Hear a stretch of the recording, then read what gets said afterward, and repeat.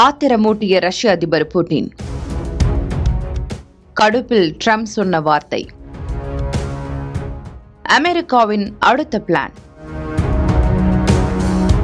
Ukraine Russia போர் நிறுத்த விவகாரத்தில் Russia மீது கடுப்பான ட்ரம்ப் சொன்ன வார்த்தைதான் கவனம் ஈர்த்து வருகிறது.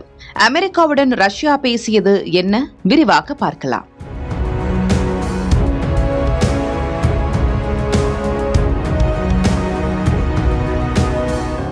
ரஷ்யா யுக்ரைன் நாடுகளுக்கு இடையேயான போர் 3 ஆண்டுகளை கடந்தும் நீடித்து வருகிறது. இரு நாடுகளுக்குமான போரை முடிவுக்கு கொண்டுவர ஐரோப்பிய உள்ளிட்ட பல நாடுகள் பேச்சுவார்த்தை நடத்தியும் உடன்பாடு எட்டப்படவில்லை என்பதால் போர் நிறுத்த விவகாரத்தில் அமெரிக்கா தலையிட்டது.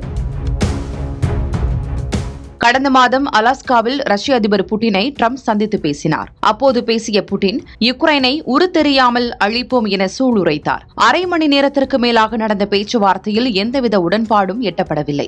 அதே சமயம் போர் நிறுத்தம் பற்றியும் அறிவிப்பும் வெளியாகவில்லை. பின்னர் அடுத்த கட்ட நடவடிக்கையாக வாஷிங்டனில் யுக்ரைன் அதிபர் ஜெலன்ஸ்கியை சந்தித்து பேசினார் அதிபர் ட்ரம்ப். அப்போது ரஷ்யாவுக்கு ஆதரவாக ட்ரம்ப் பேசியதாக கூறப்படுகிறது. இதனால் ஆத்திரமடைந்த ஜெலன்ஸ்கி பேச்சுவார்த்தை நடந்து கொண்டிருந்த போதே எழுந்து சென்றார். சில நிமிடங்கள் மட்டுமே நீடித்த பேச்சுவார்த்தையிலும் சுமூகமான முடிவு எட்டப்படவில்லை. இந்த நிலையில் மீண்டும் ரஷ்ய அதிபர் புட்டினை சந்தித்து பேச்சுவார்த்தை நடத்தியிருந்தார் அதிபர் ட்ரம்ப். ரஷ்ய வெளியுறவுத்துறை அமைச்சர் செர்ஜி லாவ்ரோவ் மற்றும் அமெரிக்க வெளியுறவு செயலாளர் மார்க்கோ ரூபியோ இடையே நடைபெற்ற தொலைபேசியில் உரையாடினார். இந்த உரையாடலுக்கு பிறகு ரஷ்யா உடனடி போர் நிறுத்தத்திற்கு தயாராக இல்லை என மார்க்கோ ரூபியோ குற்றம் சாட்டினார். இந்த உரையாடலை தொடர்ந்துதான் ரஷ்ய அதிபர் புட்டினுடனான சந்திப்பை ஒத்திவைப்பதாக அமெரிக்க வெள்ளை மாளிகை அறிவித்தது. இதனால் கடுப்பான ட்ரம்ப் ரஷ்ய அதிபர் புட்டினுடன் பேசுவதால் எந்த பயனும் இல்லை என கூறினார். அதேபோல நான் நேரத்தை வீணடிக்க விரும்பவில்லை என்றும் பயனற்ற இந்த சந்திப்பை நடத்த விரும்பவில்லை, போர் நிறுத்த விவகாரத்தில் பொறுத்திருந்துதான் பார்க்க வேண்டும் என விரக்தியாக பேசியுள்ளார்.